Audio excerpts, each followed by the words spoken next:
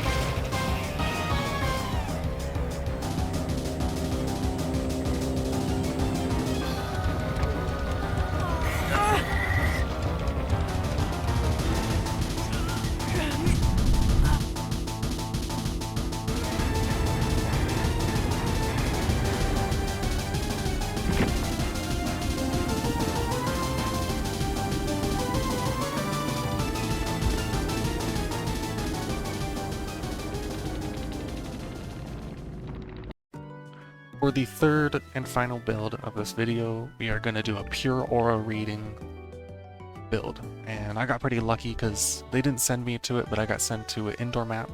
And this build works very well on indoor maps, even though he's not that good at indoor maps because it's very hard to go around corners and doorways.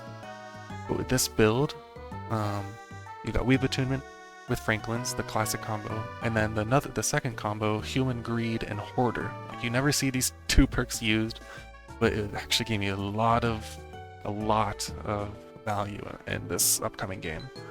Human Greed is great because, although I wish they kind of buffed it a little bit, but whenever they enter the range of a chest, it shows their aura, and Hoarder spawns up to 2 additional chests in the match. So it's even more aura, especially in indoor maps. People could be running past chests and they don't even know. It could be on the other side of walls. But yeah, those two perks go great. And then of course you got Weave Attunement and Franklin's. Another thing that I also forgot about with Franklin's is that if they pick up an item within 64 meters of your location, it reveals it. So you will know, although you will see them go pick it up, it's just like a nice little reminder if you're not actively looking at that Weave Attunement spot. So those two activate, and then Weave Attunement activates and they're oblivious for 30 seconds, so you could just go to them and they won't even know you're coming unless if they know how the perk works. And for the 2 add-ons that I use is Kaneki Satchel, which was just like a little, oh, I just want to use this. It's just like his third leap is 30% faster. It's just kind of like a make it to where they're not ready for it because not that many people use this add-on. It's like the third one will be really fast, so you're able to just go right on top of them if you want. And the second add-on is Hide's headphones, and this one was also good because it was an indoor map, and the whole like being able to see them and they don't know where you are mindset is if they have the Kagune mark, they're affected by the oblivious status effect. So basically, you could be chasing somebody and they don't know where you are because they're oblivious, and you could do like some really weird pathing around like tiles or like doorways and windows, and they won't be able to see your red stain. Although they will be able to see your tentacles, your Kagune, but it's just a little fun add-on, not like I'm gonna find you every single time, or less recovery time, or faster leap speed, stuff like that. That is pretty much the idea of the build. This one I wouldn't recommend.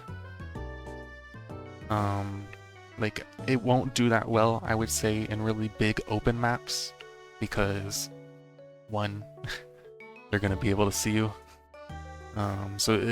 This one just really shines in indoor maps. So if you're finding yourself constantly being sent to indoor maps, just slap on this build. Especially, like, don't use this build in the normal mode, just use this in the event.